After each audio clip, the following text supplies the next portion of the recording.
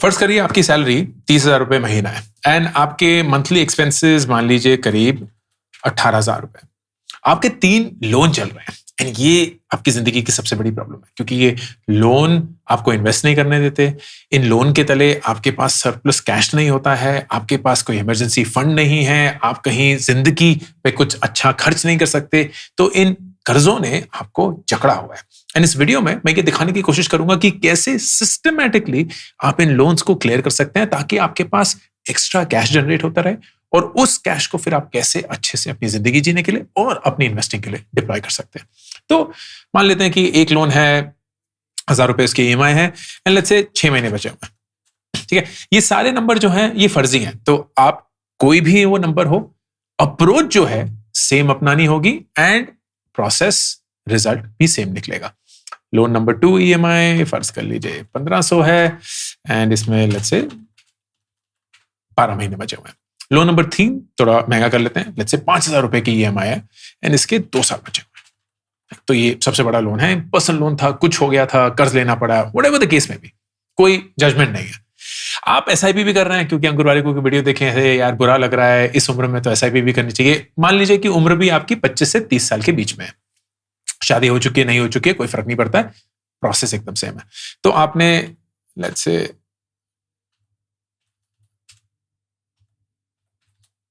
3 SIP भी करी हुई है। अब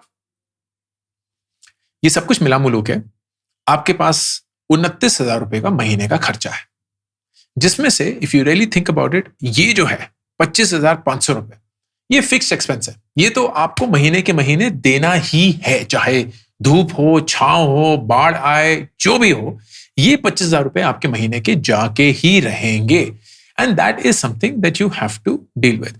अब ये जो बाकी के 3,000 रुपए हैं या 3,500 रुपए हैं, ये आपने एक तरीके की जोर जबरदस्ती में शुरू कर दिया क्योंकि यार किया हुआ था एंड इसका कुछ ज्यादा हुआ भी नहीं है, तो लेट्स से 2-3 महीने ही हुए हैं, तो 2-3 months अर्लियर एंड अभी अभी हाल ही में शुरू हुआ है। सो लेट्स फर्स्ट कैलकुलेट कि एक्सेस कितना है। एंड एक्सेस अगर आप देखेंगे तो जो आपकी तनख्वाह है माइनस जो आपके खर्चे हैं, टोटल खर्चे, तो उसमें तो 1,000 रुपए एक्सेस है, मान लीजिए ना के बराबर ही है, क्योंकि कुछ भी हो सकता है, 1,000 रुपए इधर उधर हिल सकते हैं। ये 18,000 रुपए है, कभी 19 हो गए या 19.5 हो गए, तो पैसे ही चले गए।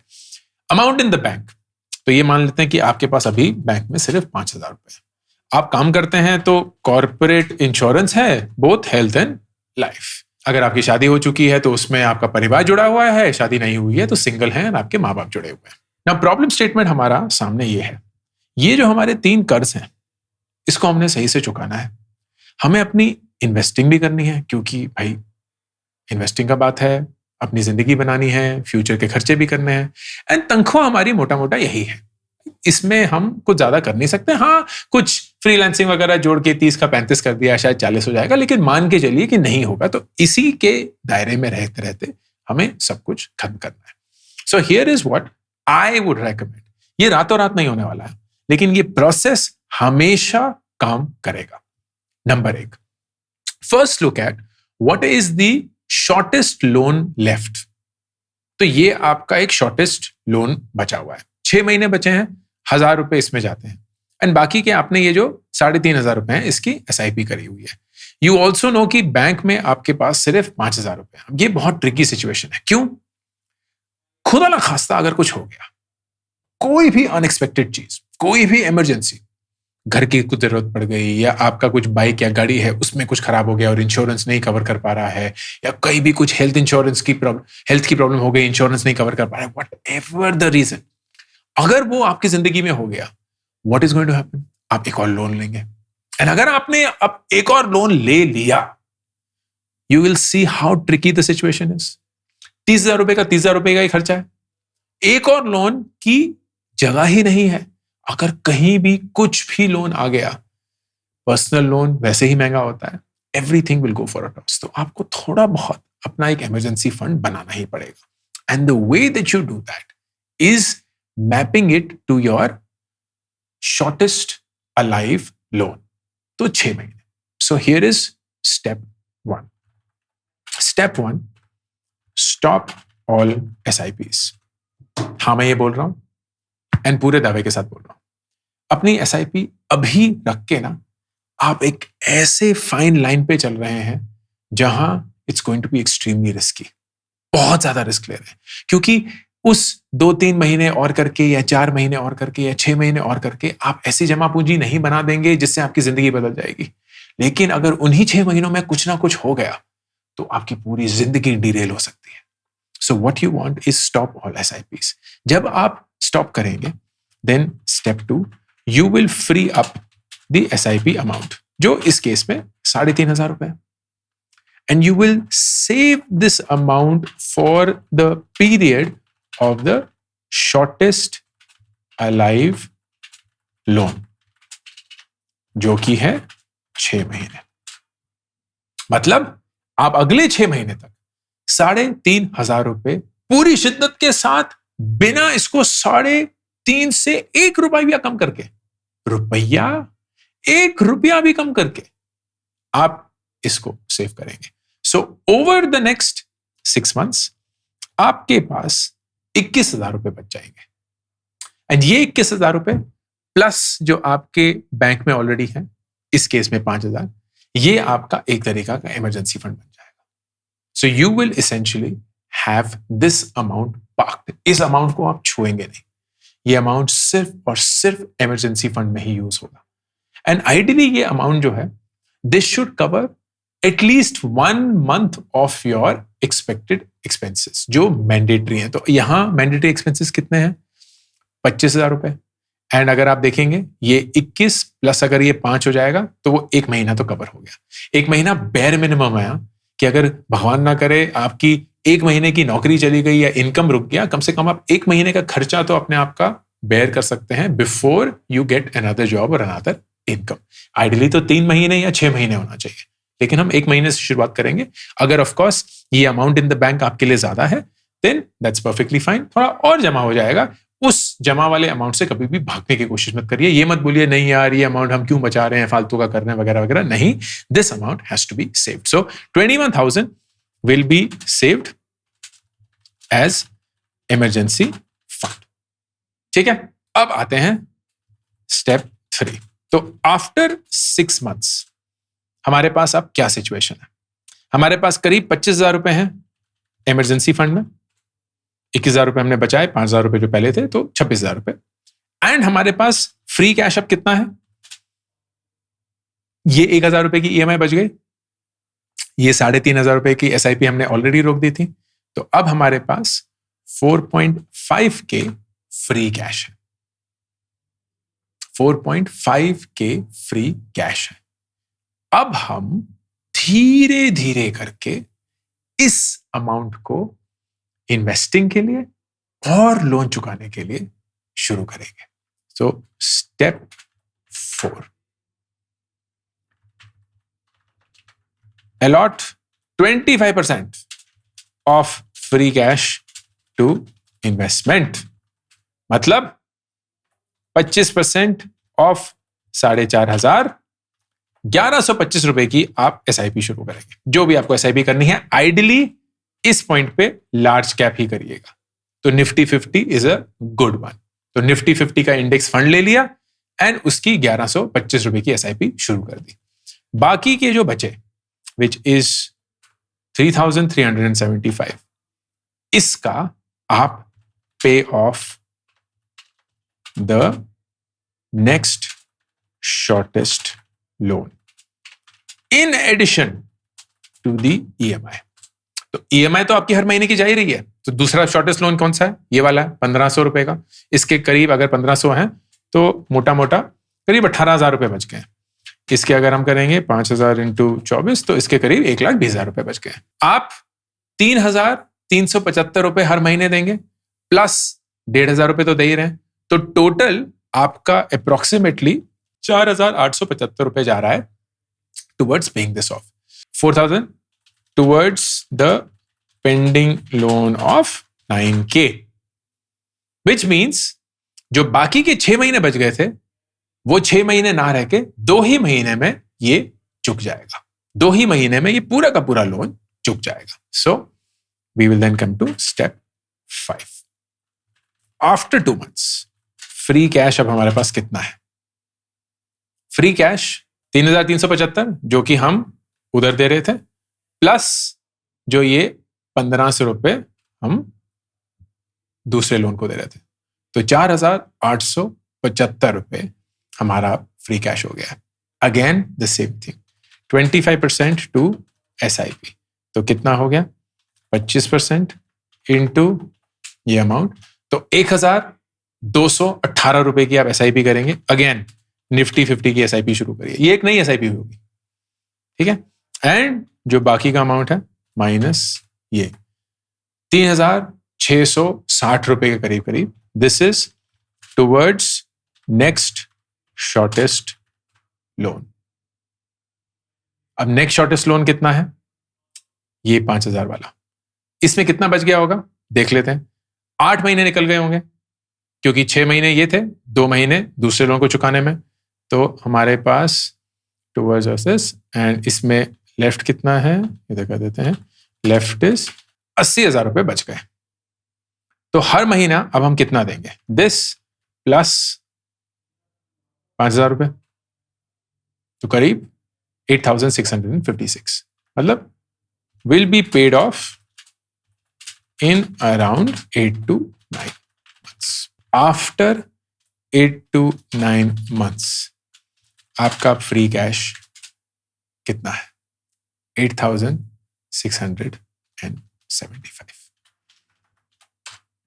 एंड ये अब पूरा का पूरा फ्री है। इसमें अब आपको कुछ नहीं करना है। Now you will reverse it. अब आप 25% रखेंगे सेल्फ के लिए, तो दिस इंटू 25%, 2164 रुपए आप खुद की महीने के लिए जो भी करना चाहते हैं वो करिए।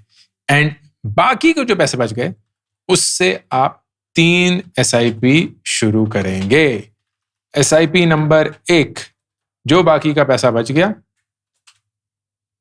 वो SIP नंबर 2, 30% ऑफ जो बाकी का बच गया है, एंड SIP नंबर 3, 20% जो बाकी का बच गया है। इसका total 6492, which is what is left after you deduct this. तो अगर मैं दिखाऊंगा आपको, दिस माइनस दिस 492 रुपीज, इसकी आप SIP कर रहे हैं, तो यहां मैं एक्चुअली लिख देता हूं। तो SIP amount is this minus this, and इसका आप 50%, 30%, 20% ये करेंगे आप large cap, mid cap, small cap. So now final look, salary आपकी वही रही 30,000 रुपए, आपके एक्सपेंसेस 18, आपने सेल्फ के एक्सपेंसेस ऐड कर दिए हैं जो कि हैं 2164 रुपीज, या मोटा मोटा ये आपकी 3 भी नहीं, एक्चुअली 5 SIP चल रही हैं। SIP 1 है ये वाली 1125 रुपए, फिर SIP 2 है आपकी 1218 रुपए या 19 रुपए, फिर SIP 3 है आपकी ये और ये, and this is large cap, this is mid cap या flexi cap, and this is small cap. अगर आप इसका टोटल करेंगे, so you will come to 29,000, the exact same amount जो आप पहले भी खर्च कर रहे थे। But now you will see कि इस 30,000 में से 18,000 रुपए आप अपनी जरूरतों पे खर्च कर रहे हैं, 2,000 रुपए के करीब आप अपनी इच्छाओं पे खर्च कर रहे हैं, एंड करीब 8,835 रुपए आप अपनी इन्वेस्टमेंट्स में खर्च कर रहे हैं। यही अगर आप देखें 10, 20, 30 साल, if we were to run with the same thing, increase भी नहीं करेंगे, सिर्फ यही करेंगे, लेट्स सी व्हाट हैपेंस। तो 10 साल बाद सिर्फ यही करके, कोई भी स्टेप अप नहीं है, कोई भी इंक्रीमेंट नहीं है, आपके पास होंगे करीब 23 लाख रुपए। 20 साल बाद 1 करोड़ 15 लाख रुपए, एंड 30 साल बाद 5 करोड़ 20 लाख रुपए। टैक्स मान के चलते हैं 12.5% जो अभी है। तो अगर आप इसमें टैक्स भी दे देंगे क्योंकि ये लॉन्ग टर्म टैक्स होगा, एंड फिर इन्फ्लेशन मान के चलते हैं 6%, तो आपके पास 10 साल बाद इन्फ्लेशन एडजस्टेड टैक्स काटने के पास 11 लाख रुपए होंगे, आज की डेट के 11 लाख। 20 साल बाद इन्फ्लेशन एडजस्टेड टैक्स काट के आपके पास 32 लाख रुपए होंगे, आज की डेट के 32 लाख। एंड 30 साल बाद आपके पास आज की डेट के 80 लाख। मतलब अगर आपके पास आज 80 लाख रुपए होते, उतनी ही अहमियत, उतनी ही चीजें जो आप खरीद सकते हैं, वो सब कुछ आप 30 साल बाद कर पाएंगे। आपके बैंक में होंगे 5 करोड़ 20 लाख, आप टैक्स के बाद 4 करोड़ 55 लाख पे बैठे होंगे, और उसकी हैसियत या औकात 80 लाख के करीब होगी। ये सिर्फ और सिर्फ इस प्लान से। जबकि एक ऐसी शुरुआत थी जहां आपके लाले पड़े हुए थे। 30,000 रुपए में आप 3,000 रुपए की इन्वेस्टमेंट कर रहे थे, आपकी लोन खत्म नहीं हो रहे थे, आप एक ऐसे तनाव में थे जहां अगर कुछ भी हिल गया तो पूरी जिंदगी डामाडोल हो सकती थी। This is the approach that you would follow. In summary, number 1, आप जो भी आपका शॉर्टेस्ट लोन बचा होगा उस टाइम के लिए अपनी SIP बंद करके उस पूरे पैसे को सेव करेंगे to build your emergency fund. तब तक आपके शॉर्टेस्ट लोन की EMI खत्म हो जाएगी। फिर जो एक्सेस कैश होगा उसका 25% आप इन्वेस्ट करना शुरू करेंगे, लार्ज कैप से शुरू करिए, और बाकी के 75% से आप दूसरे शॉर्टेस्ट लोन का एडिशनल EMI पे करना शुरू करिए। वो जब खत्म हो जाएगा, उससे जो फ्री कैश फ्लो निकलेगा उसका फिर से 25% इन्वेस्ट, बाकी के 75% उसका जो लोन, अगला जो लोन है उसको चुकाने की कोशिश करिए। जब वो चुक जाएगा तो पूरे का पूरा जो फ्री कैश बच जाएगा, that will be split into a large cap SIP, mid cap SIP, small cap SIP, and उससे आप इन्वेस्टमेंट अपनी डिसिप्लिन फैशन में कर सकते हैं।